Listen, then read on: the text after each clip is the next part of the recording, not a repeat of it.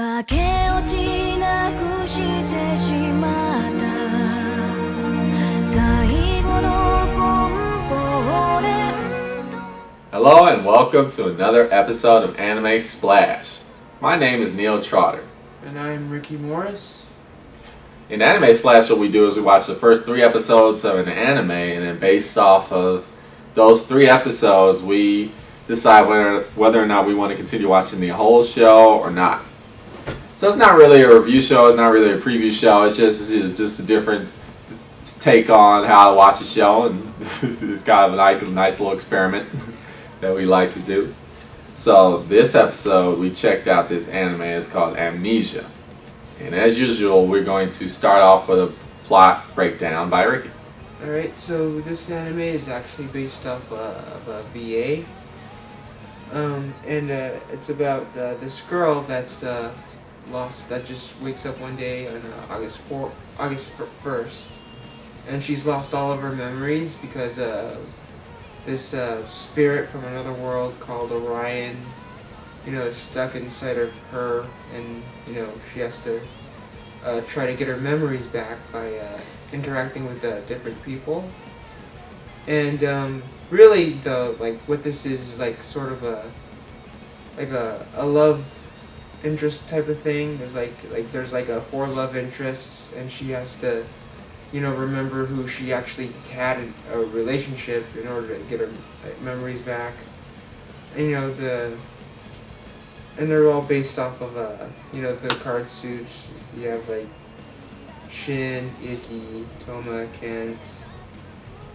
Just like these 4 hot guys that, and it's like something eye candy for the fans of this type of thing. So there you go. There you go.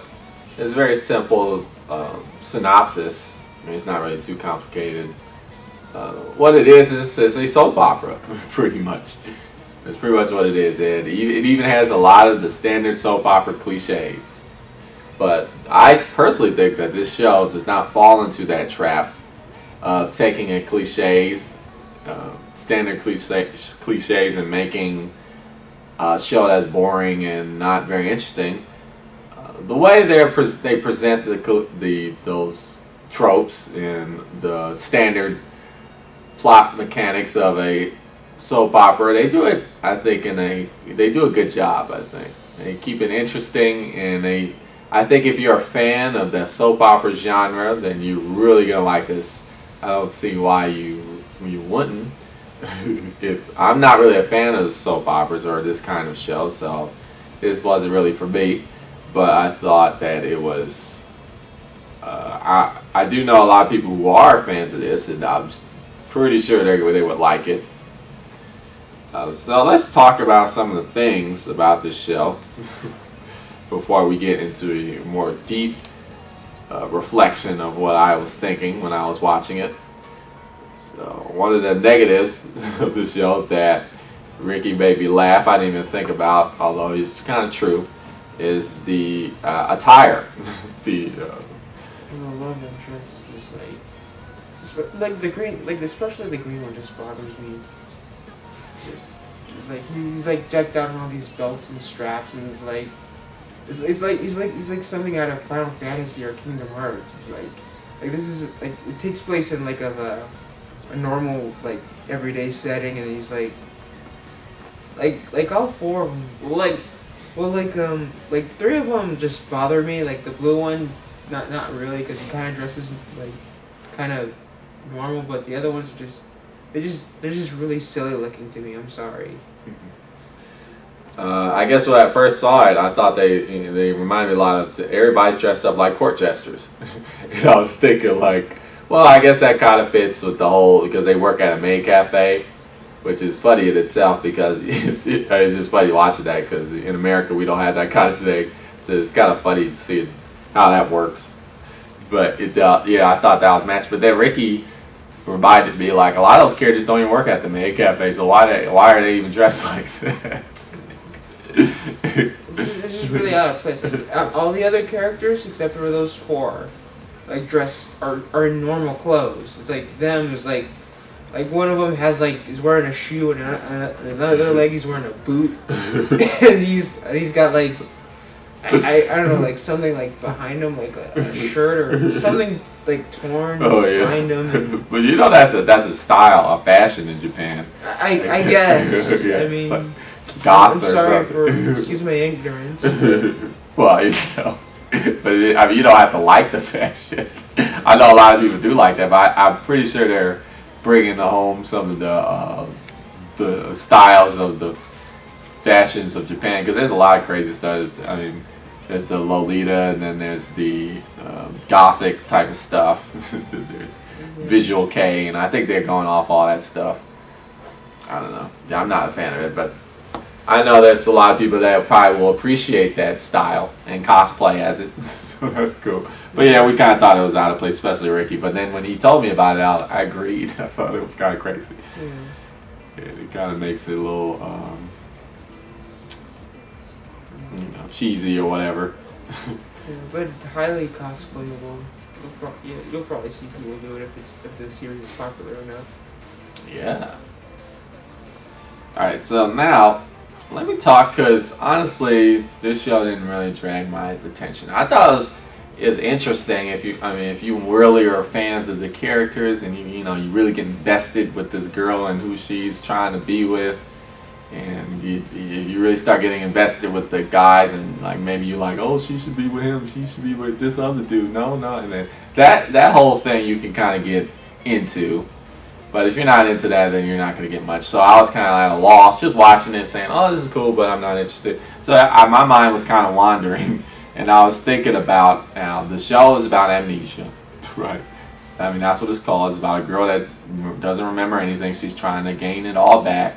And that's pretty much what makes this show, like, what the main strong point of the show is.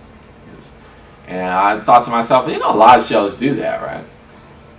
Whether it's amnesia or it's something else. Maybe the character is shoved on some deserted island, or maybe like they're put in some alternate dimension or something like that. I mean, it's a lot of things that they do.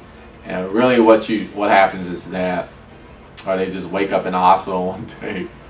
And really what's going on is that you don't have all the information, and discovering the information as the show progresses is what makes the show interesting to watch. And I thought to myself, I wonder if they didn't have that, all these shows. Let's say they told you all the information up front in the beginning. What would this show be left with? And I think a lot of shows that do that would be basically left with nothing.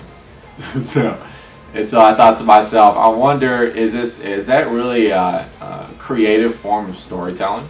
Or is it like that skillful? Because I can make a story, and maybe if I just not give the person information up front, it might sound really good. But I might not even be that creative of a writer. It's just that I just didn't reveal to you all the information. So I mean, there's some thoughts you can think about. You want to express that on the comments on the bottom and be like, well, I mean, that's the basis of most shows. But a lot of shows don't work like that. A lot of shows, you already have all the information. It's about other things. So with this show particularly, what you're left with, if you like, let's just take out all the information loss. What you're left with is basically the love interests and eye candy. If you're like into those metrosexual style guys, which I hope I didn't offend anybody by that, because I know a lot of girls that I know personally, and just girls, and there are many girls that are into this style of male. They really like it, and that's really why they're gonna watch this show. And that's what you're left with. I think more so that's what's gonna make people watch this show. Is not really so much they're interested in the storyline and what's gonna happen with the information that she's gonna discover. Oh, that's probably gonna be a part of it. Really, mostly they're just gonna watch it because they just like looking at those guys. Because ultimately sex sells, right? So just things to think about. And then, I mean, we can't make a discussion out of it or not, whatever.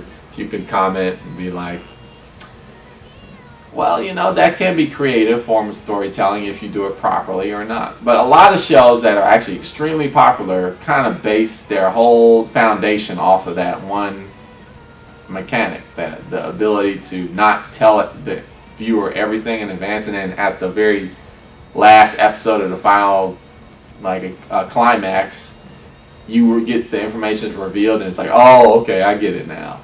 And then kind of the value of the show is gone now, but it's okay because it's the last episode. I don't know. Are we relying too much on that these days? Who knows? But that's what I thought. Another thing I noticed in the show, Ricky brought it up, was there's this character who's from another plane of existence or whatever. His name is. He just says he's from another world, so Okay. whatever. He's just a mascot character, and he's just there, and this girl, this heroine, they're trying to get her memories back together, but he can't really do anything. So he's just because he's a spirit, so only she can see and hear him, and like he's just there to be cute. Is that what you think? I mean, that's all he's done so far. That's a Ricky thing. I'm asking the viewer. Is that what you think?